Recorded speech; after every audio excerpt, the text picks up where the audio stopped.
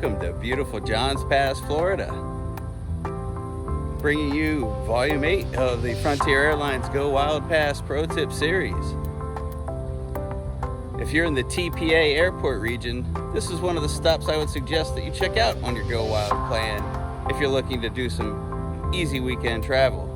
So grab some popcorn, maybe even some of these sunglasses because it's pretty bright out here. Cold drink, and let's get it on.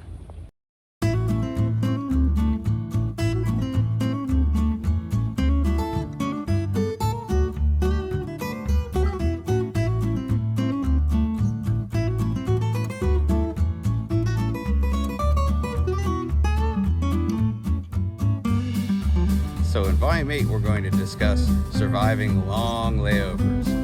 The most frequent layover combinations I end up with are Dallas, Denver, Cleveland, and Phoenix. And we're going to talk about these today. Now, I will let you know I had to do some scouting on Phoenix because it's a new destination that's starting to pop up. I haven't visited or traveled through there yet on a Frontier flight, so this is all information I've gathered from the online sources as far as Phoenix is concerned. Here we go.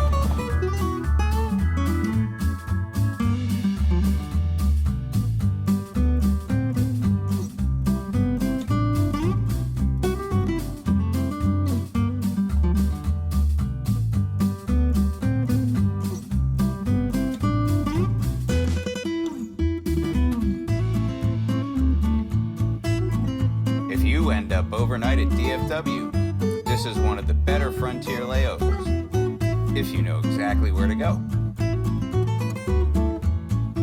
You'll want to stay in Terminal D, which is typically where Frontier arrives and where overnight access is most consistent.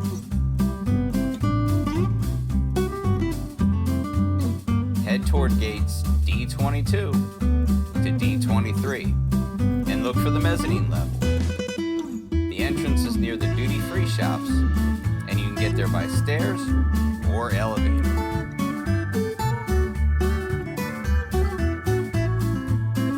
Up on the mezzanine, you'll find a mix of chairs and ottomans. Bear in mind, nothing reclines. But if you are lucky, a few pieces can be creatively arranged into something close to a bed. This area stays relatively quiet overnight, and you won't be alone.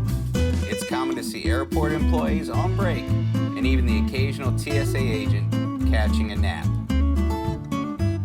That's usually a good sign you've picked the right spot. And if you haven't already, be sure to hit that subscribe button. Be sure to like this video and share it. Hit the bell button so you know when Volume 9 is coming out. If you're stuck overnight at Denver, the airport remains easy to navigate, and there are a few clear landmarks that help you orient yourself.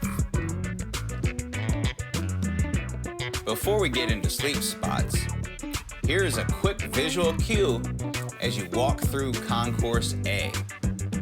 Look up for the suspended art installation called Dole Meridian. It's designed to reflect rail and flight coming together, which makes it a useful landmark as you move through the space.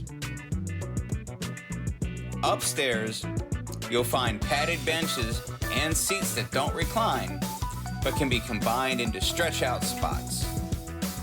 It's quieter up there overnight compared to the gates or shopping areas, which usually makes it easier to rest through the night.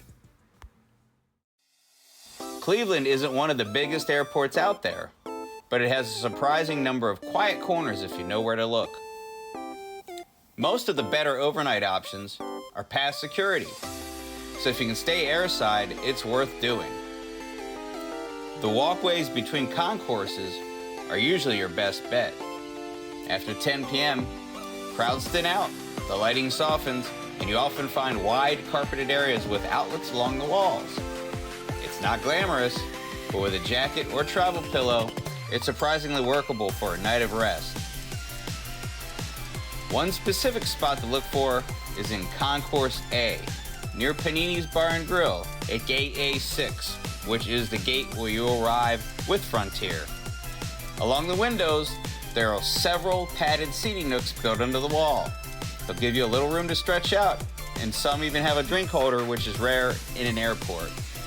There are usually a half dozen of these spots along the wall, and they tend to stay quieter than the main gate seating. Phoenix is a tougher airport for overnight layovers, but this is a new option I've been keeping my eye on, especially as Frontier has started routing more late night and early morning flights through here. Near Gate F in Terminal 3, there's a stretch of blue cushioned seating along the windows that's worth checking out if you're stuck overnight. When it's not crowded, some of these seats can actually be lined up into a makeshift bed, which is rare at PHX. There are also a few more traditional chairs nearby. They're comfortable enough to sit in, though the armrests make stretching out a bit of a challenge. This isn't a guaranteed sleep zone. Think of it more as a scouting report, not a recommendation. But if Frontier continues using this area for overnights, it's a spot worth knowing about. As always, at Phoenix, the earlier you arrive and claim a space, the better your chances. Before we wrap this up, a couple of things that matter more than people realize. Earplugs, earplugs, earplugs. Did you hear me? You probably didn't because you weren't wearing any. Seriously, earplugs are your best friend on overnight layovers, especially at places like DFW, where snoring turns into a team sport after midnight. And finally, charge your phone battery. Make sure it's charged, and if you're a heavy sleeper, set an alarm. The goal here is rest, not waking up to an empty gate and a missed flight. A little preparation goes a long way when you're sleeping in an airport, and once you get used to it, overnight layovers stop being stressful and start being manageable.